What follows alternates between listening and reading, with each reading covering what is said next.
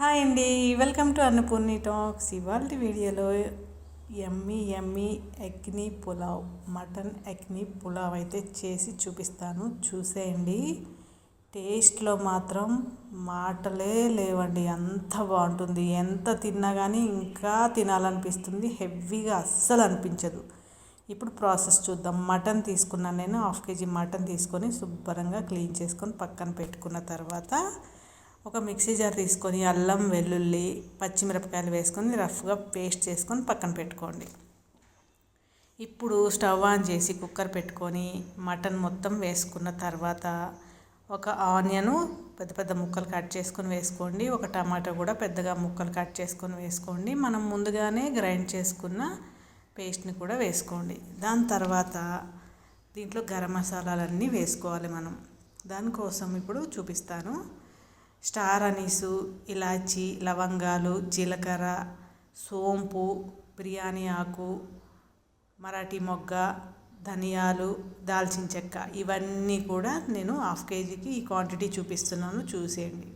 ఇవన్నీ వేసుకోవాలి. దీంట్లో కొద్దిగా ఆయిల్ కూడా వేసుకోండి, 1 స్పూను.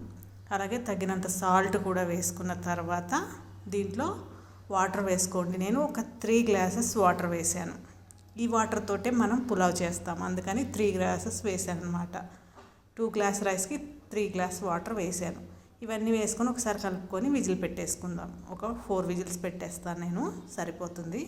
మా కుక్కీ చూసారా, మంచిగా రిలాక్స్ అవుతున్నాయి కూర్చొని. ఎంత బాగా కూర్చున్నాయి కదా, బుట్ట బొమ్మల్లాగా కూర్చున్నాయి, భలే కూర్చున్నాయి. నేను ఏదో అంటుంటే తల అంతా ఇలా ఇలా ఊపుతున్నాయి అన్నమాట. అసలు ఎంత బాగా కూర్చున్నాయి కదా.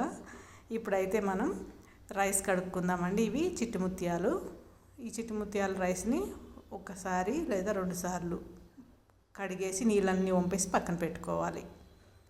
ఇలా పక్కన పెట్టుకున్న తర్వాత కుక్కర్ అయితే మనది విజిల్ అయిపోయిందండి. ఇప్పుడు చూద్దాం ఎంతవరకు వచ్చింది, కుక్ అయిందా లేదా చూద్దాం.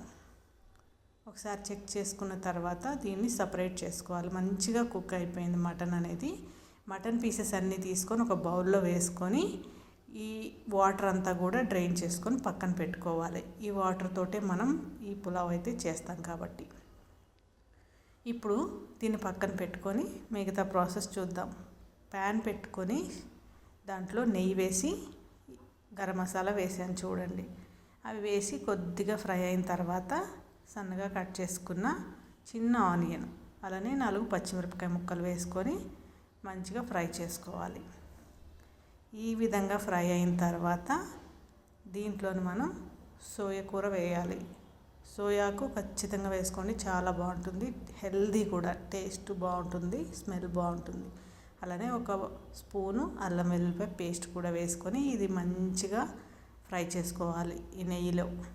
ఫ్రై అయిన తర్వాత మనం ఉడకపెట్టుకున్న మటన్ ముక్కలన్నీ వేసుకోవాలి. ఇవన్నీ వేసుకొని మంచిగా ఒక 2-3 నిమిషాల పాటు నెయ్యిలో ఫ్రై చేసుకోవాలి. మంచి టేస్ట్ వస్తుంది. ఎంత ఫ్రై చేసుకుంటే నేతిలో అంత బాగుంటుంది. ఇప్పుడు దీంట్లో పెరుగు వేసుకోండి. పెరుగు ఉంటే పెరుగు, లేదా యోగట్ ఉంటే యోగట్. నేను యోగట్ ఉంది వేసేసాను. ఈ పెరుగు లేదా యోగట్ వేసుకున్న తర్వాత ఒక 3 నిమిషాల పాటు చక్కగా ఈ మటన్కి పట్టించాలి ఫ్రై చేసుకుంటూ.